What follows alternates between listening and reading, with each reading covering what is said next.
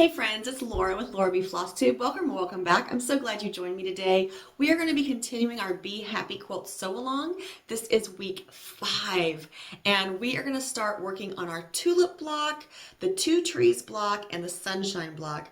Now at the end of this week we will have enough blocks completed that we can actually get this big portion over here. Basically half of the first row will be done. So this week I thought I would do a little bit of a different video for you guys. I thought it might be helpful for you to see how I get all of my pieces and my blocks kind of put together and organized before I start appliquing, before I start building those blocks, but actually just cutting out the pieces and going about that process. The first thing I do when I start gathering my supplies for any of the blocks is I grab a design board for each block.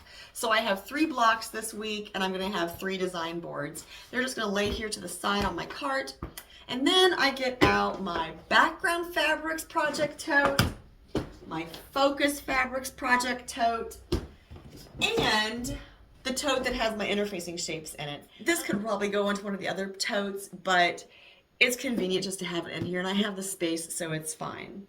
So the first thing I'm going to do is I'm going to go through and find all my interfacing pieces that I need for all 3 of the blocks and divide them on the design boards. Then I'll cut my backgrounds, then I'll cut my focus fabrics, then I'll hunt around and see if I don't happen to have bias tape already made. If not, I'll cut those strips and then we'll start building blocks. Now I do have a cheat sheet for you and I'm going to put that up on the screen right now. For the tulip block, we're going to need D18, D20, and D23. So let me find those in my little pile of interfacing shapes. And this is, I traced all of my shapes in the very beginning, so I just have to go through here and find the ones I need. All right, that's all the shapes I need for the tulips, so I'll set that to the side, and now we'll start on the trees.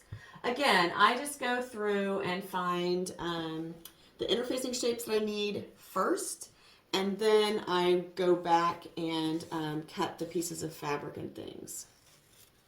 You just want to make sure when you're cutting these interfacing shapes out that you want to make sure when you're tracing them you leave enough space between, and then when you cut them out you just want to make sure that you don't cut too close to another shape. No, this is not easy, cutting towards myself instead of away.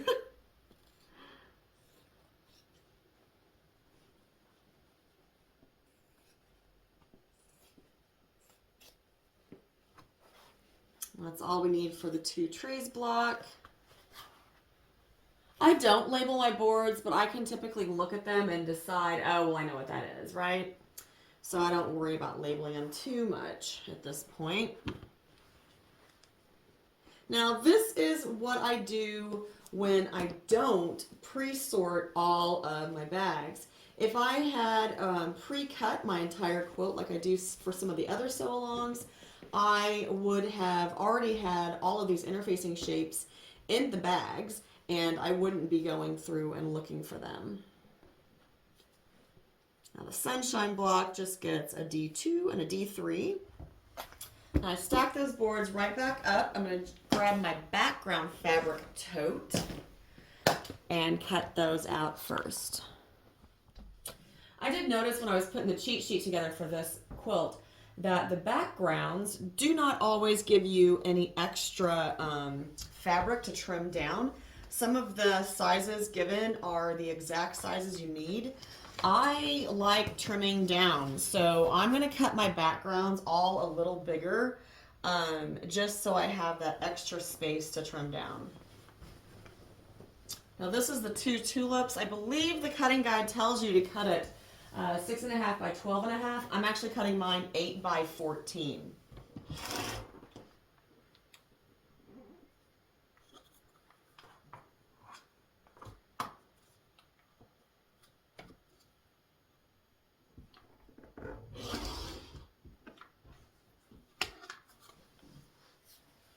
I'll just put the background for the 2 tulips on that board.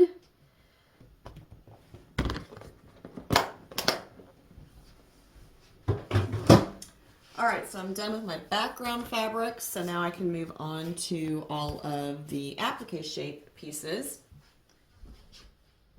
All right, if you see me looking off to the side over here, it's because I have my little cheat sheet up on my computer monitor. So I need to look and see which pieces and which fabric colors and things that I need. So the first thing I'm cutting out is the tulip block. And I'm going to cut out the tulip pot first. And I know that I do not have any orange bias tape, so I'm going to need to cut out the pot and the band. Now, as I cut these pieces out, what I do is I grab my design board and I set it somewhere within reach, and I just start stacking the fabric with the shape, and that way later I don't have to remember what goes where or what I intended to do for what. That's helpful if you're not using a kit, if you are using just your scraps like I am. Now this strip here is for my bias tape. I'm going to go ahead and just cut that one end to a point, and that way that's kind of a signal to myself that that is bias tape, and I'll lay that on the design board. And then I think she made her tulip blue, which is a very pretty color. No, I did not cut that down to the exact size that it calls for. I just cut off the strip. If any extra is left, if it's enough, I'll trim it down and put it back in my scrap pile. If not, I'll just toss it. Something else I do sometimes, I just lay my interfacing shape down and I give myself a good little cut around it, and then I don't have to really worry about the size that the cutting guide says. All right, so that's my tulip block. Now I'll move on to the two trees. Now I know that the two trees, they have two different greens and two different browns. So I'm gonna go ahead and get those. And I'm just gonna grab a couple random greens. I've layered these fabrics so I can cut them both out at the same time. It just speeds it up just a little bit. Just want two contrasting colors for the trunks. I want there to be enough difference that it's, interesting, I guess. This little scrap is so little that I don't want to take a chance of miscutting that. So that's why I cut it by itself. You probably noticed that I grab several different rulers as I'm cutting. Just if I have something that is like close to the size that I need to cut, then that's the ruler I grab. All right, now moving on to the sunshine block. I know there's an orange circle and a yellow circle, and the yellow circle is the larger of the two.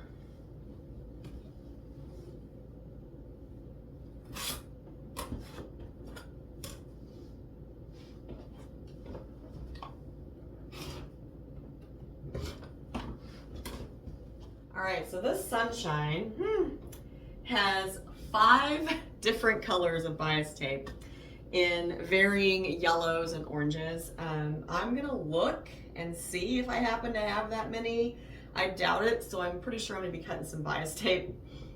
They're also different widths, which make it a little more difficult.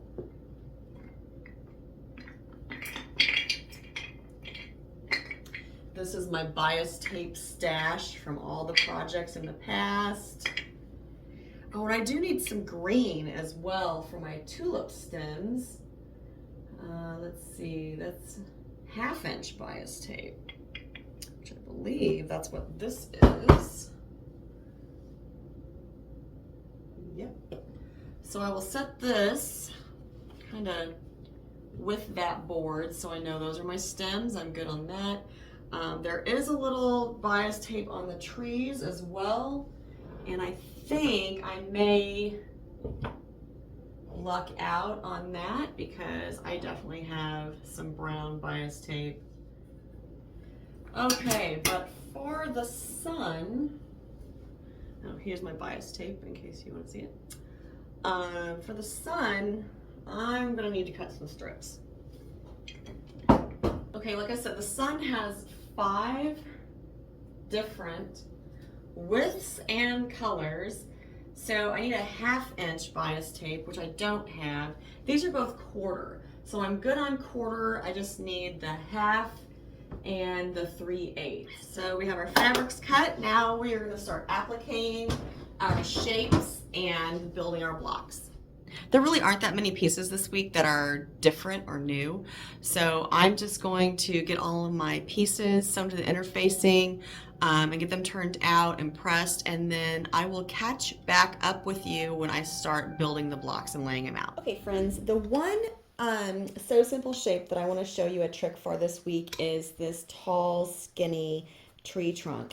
I got out my Turn It All tool again. You may have seen me, if you watched the last video, you saw me use it for the daisy flower.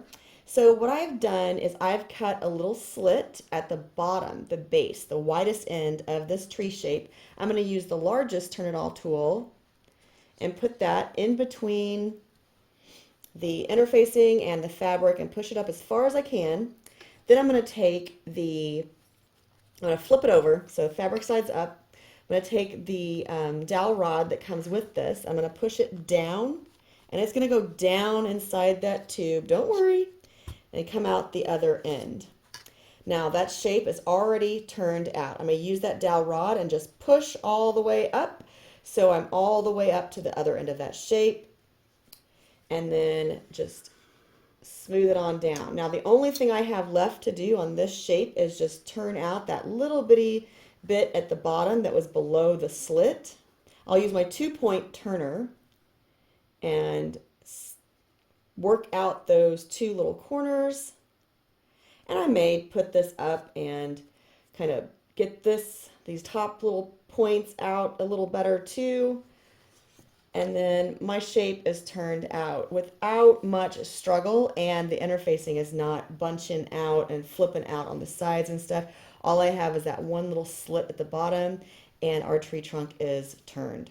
All right, so we're going to head to the ironing board. I'm going to press these shapes out, and then we're going to start laying out our blocks. I forgot I do have a little bit of bias tape to make for this tulip block. It's the first one I'm going to be laying out. So I'm going to grab my best press. I'm going to give that a good little spritz. And then I have my bias tape makers over here. Now, I've made myself a little cheat sheet to put inside the lid because I can't remember which ones are which. The other thing I should put in there is how wide my strips need to be. But I know that the 1-inch strip is the blue one. So I'll grab that. Now this set also came with this nice little awl. And you can just put that down inside of here and work your fabric down. Now I honestly do this the same way Lori Holt does. I take this once I get it started and I flip it over. So I'm pressing on the top of my bias tape, and I'm just gonna move this on down the fabric as I slide my bias tape maker down the fabric. And that's going to make my nice 1-inch bias tape for my flower pot top. Now I have my background already laid out here. I've pressed it in half. That's why you can see that line right there. Now this block is supposed to be 12.5 inches tall once it's cut down.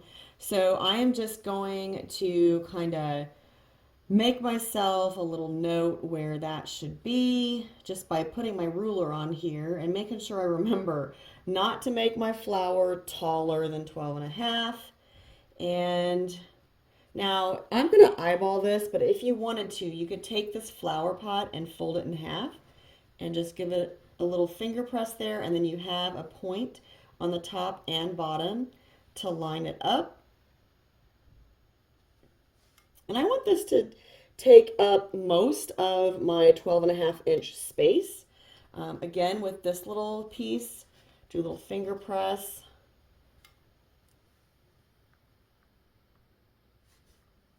Move that down just a little bit. And I'm just laying all of this out at this point. I'm not gluing anything down yet. But then I'm going to take this and measure. And I know I want at least 1/2 inch above and below. And this is actually going to give me 3/4 inch above and below. So I think I'm going to move my flower pot down just a little bit. So I'm going to go ahead and free fuse some of these shapes down. If you haven't seen my videos before, I do use Quilters Select Free Fuse. It's a fusible powder. I have it in this little container. It's basically like granulated glue.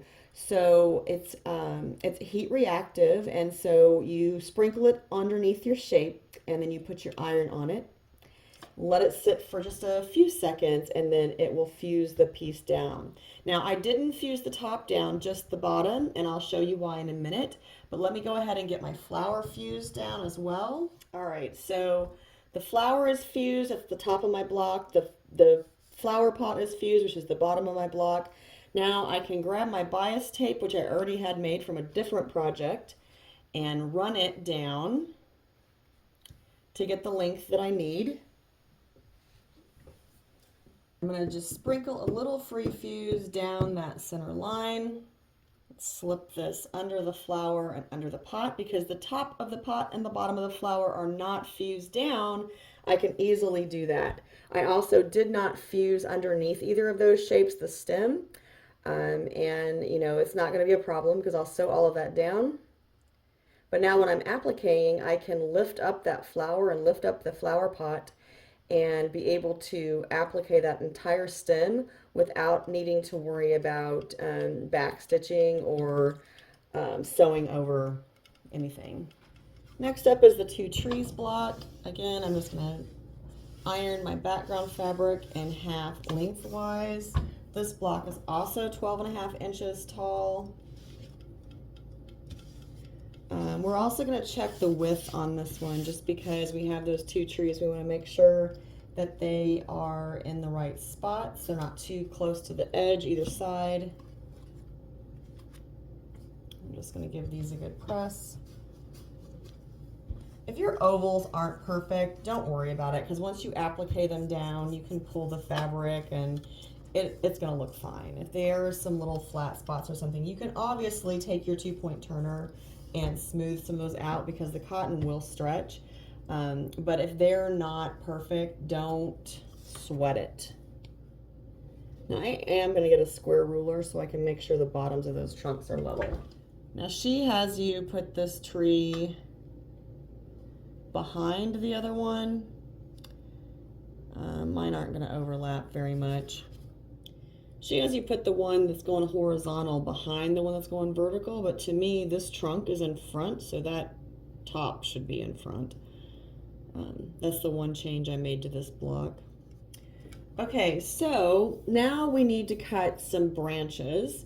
I'm going to go ahead and use the bias tape that I have made, and I'm just going to run a couple pieces up, and I'm going to cut these long, and I may adjust them. I may not. And then we're going to turn one end of each of these under. Now, if you are, if you wanted to, you could definitely use some glue here instead of the free fuse. It might be easier to make sure you don't get a mess on your tree. And, you know, feel free to do that. Okay, so I'm just gonna get the sunblock together, and then we'll be ready to start appliquing. For the sunblock, you know, there's a lot of bias tape for this one. And so I'm gonna make my bias tape, and I'm gonna press my background square into quarters so I can find that exact center.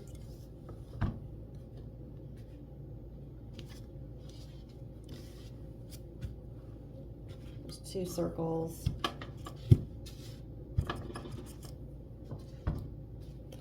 I'm going to go ahead and free fuse those together just so I don't have to think about that anymore.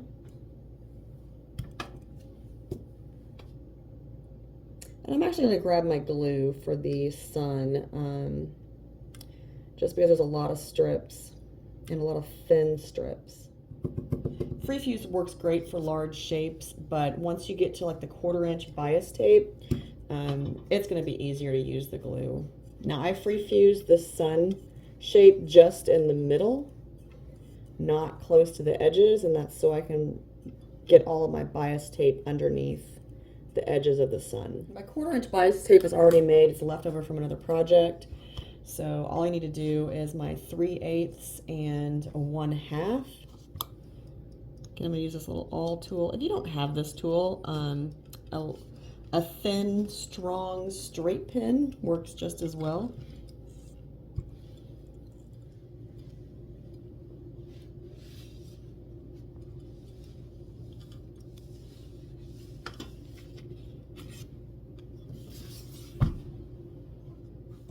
Hopefully you noticed I sprayed a little best press on these strips before, not on that point. If you do get on the point, you want to go ahead and just kind of dry that up a little bit. But on the rest of the strip, I spray a little best press on that, and it really does help get a great end result because you hit that with a hot iron and it just folds those little pieces of edges of fabric under and holds them in place so well. And then your bias strip is a really good finished product. Now we need to start making our sun rays. And like I said, the original pattern has 5 different colors of rays. And it's really, you know, you can go with exactly how she did it, or you can go your own thing, do your own thing.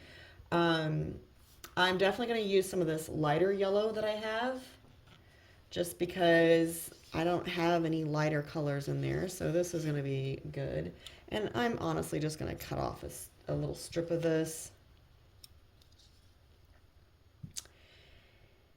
So you basically just need to start laying it out, and then you will turn all of these little ends under and press them or glue them, and then glue all of these little rays around until you have your sunshine completed. So I'm going to grab my glue and get to work. The finished block size for this is an 8-inch block, and you're going to cut it down to 8.5. So you just want to make sure that you are going the same distance out on your strips around, so you can keep that circular feel. I'm actually going to get one of my circle rulers and lay it on here so I can really get my circle precise. Okay, so I pressed my background square into quarters, and these lines on my circle ruler are going to allow me to know that this is the exact center of this block. So the first thing I'm going to do is I'm going to start with my widest strip, and that's this one, and I'm going to just go around here and cut a few strips.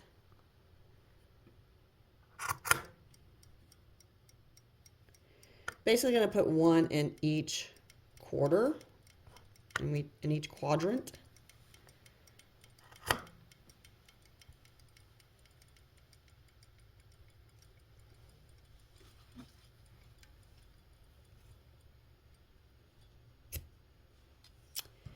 Then I'm going to take my glue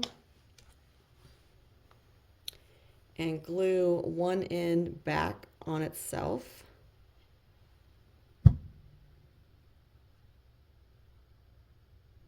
Now Lori has precise measurements on her blog of what size each of these should be, and if you want to make sure yours is exactly like hers, then I encourage you to go check that out. I typically take some creative liberties with my quilts.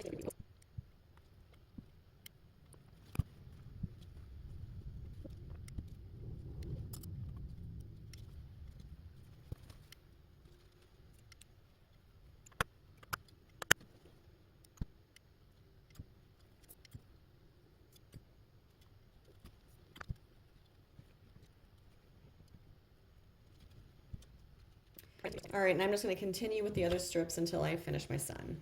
All right, I have all my blocks laid out and glued into place, and I'm going to start doing my applique. I mentioned this last week when I was doing multiple blocks, that if I have the same color across blocks, that I go ahead and do that color. And I'm going to follow suit this week because that's kind of my process. So I'm going to start with the green, and I'm going to start with the tulip block. But before I change my colors, I'm going to switch over to the 2 trees block and do the green on that block as well. Now I do need to change my presser foot. For those of you, if you're first-time viewers, I am using a Juki DX7. I use a zigzag stitch for my machine applique. And my default settings are 3.6 and 1.4. I crank my width down to 1.8 and my length down to 0.9. I am using the clear foot that comes with the Juki machine. I like that because of this little triangle right here in the middle. I can run that right on the edge of the fabric of the piece I'm appliquing down, and it gives me a nice finished result. All right, so the tulip block is first, and I'm going to do the stem first, and this is why I did not glue the bottom of the flower down, because now I can start right here. I don't have to back stitch or anything. I can just start my applique process. And then when I get to the leaf, remember I glued on the outside edge or fused on the outside edge. So again, I can just lift that leaf up a little bit, keep going. Same thing with the flower pot, I can fold it down. And it does not hurt anything just to stitch right across that stem, because I'm going to be out of sight once that flower pot flips back up.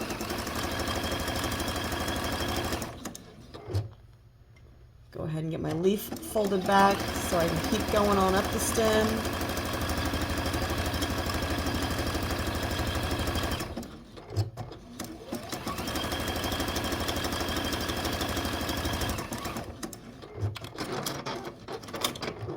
And cut my thread. Now on the leaves, I'm going to start in this inner point, and since all of this is going to be seen, I can't hide any of it. I'm going to start with a stay stitch.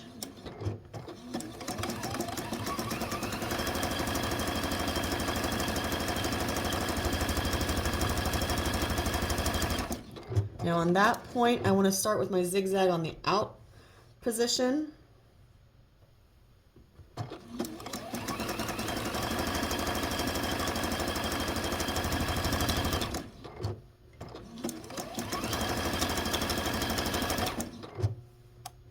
I'm going to end on the inner position with another stay stitch, cut my thread, and swing on over to the other leaf. Now when I look through my blocks, you might be saying, well, why are you doing the green on the trees? Well, because it's behind all the brown. And when I looked through my blocks, I was like, oh, I could do the green first and not have to worry about backstitching anywhere. So I'm going to start right here where the little trunk is going to cover. I did that tree first because this one overlaps it. Now my stitches, do overlap, but that's not going to be seen at all once I put this trunk back up where it goes. Now at this point I could go back to the flower block or continue with the tree block, and I'm going to go ahead and do the trees. I'm going to do these two, the branches first, and then I'll do the trunk just because those go underneath the trunk. So I can stitch those and get those done. And I'm going to start a little off of them.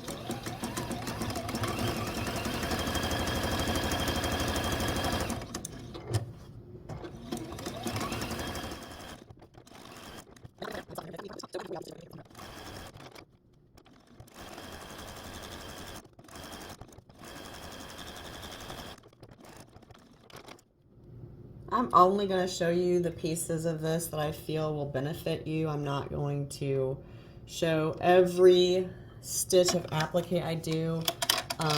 The other tree trunk for this block will be done the exact same way.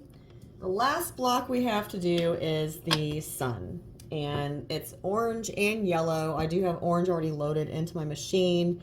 I am just kind of looking to see, and it looks like, yeah, I'm going to do these orange rays first, and then I'm going to do all of the yellow, and I'm going to do this in yellow too, this middle part. So the only orange I really have that I'm going to do on this block are these 4 segments here.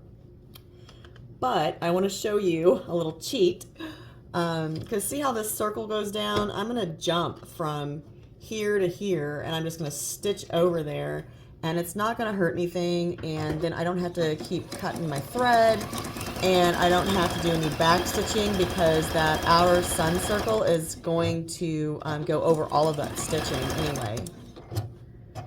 It's kind of like when you're piecing blocks, you don't have to back stitch because another seam is going to cover it, or lock it into place, I guess is a better term to use.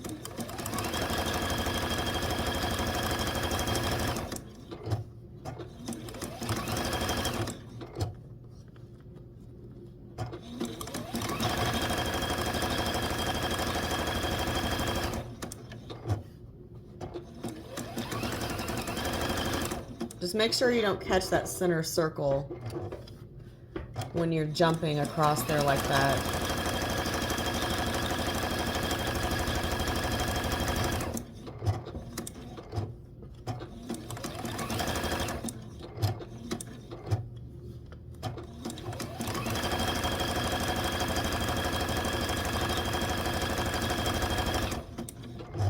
If you do happen to catch it, just take your seam ripper and cut that little seam, or that one little stitch, hopefully it's just one stitch out, and then you'll be good to go.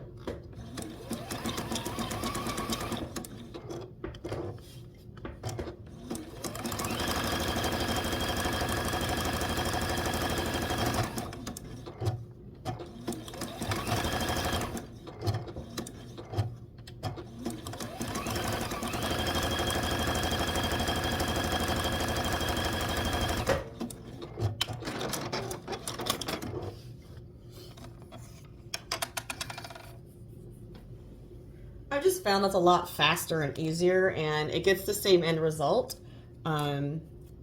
So that's my little tip and trick there for you.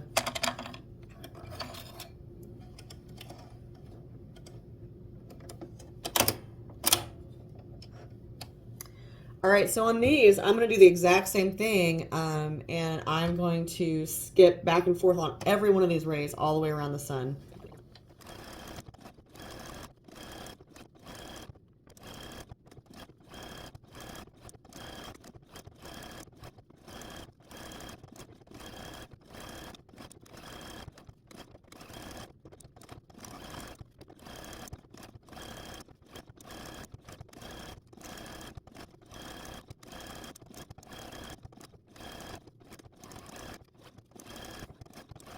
When I do the circles for the sun, I'm actually going to start with the middle one first. The reason I started doing that is just because I feel like that way, if I happen to have any issues getting this outer circle done, if I happen to cause a pucker or something, it's going to mess up my middle circle too. So I start with the center and then I work my way out.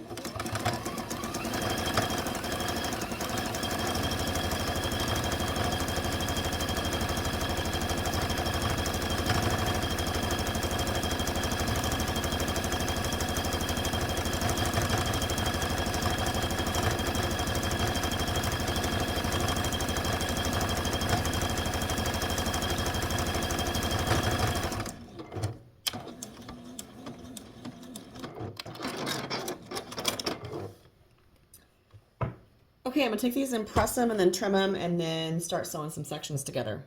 All right, looking at our sew along guide and how the block and rows are laid out, I can see that we just made the sunshine block, the two tree block, and the tulip block. So I can actually go ahead and assemble the two trees and the tulip along with this flower churn dash and the two pinwheels. So I'm gonna grab this section off my design wall and these two blocks and head back to the sewing machine to sew that little section together for the first row in our quilt.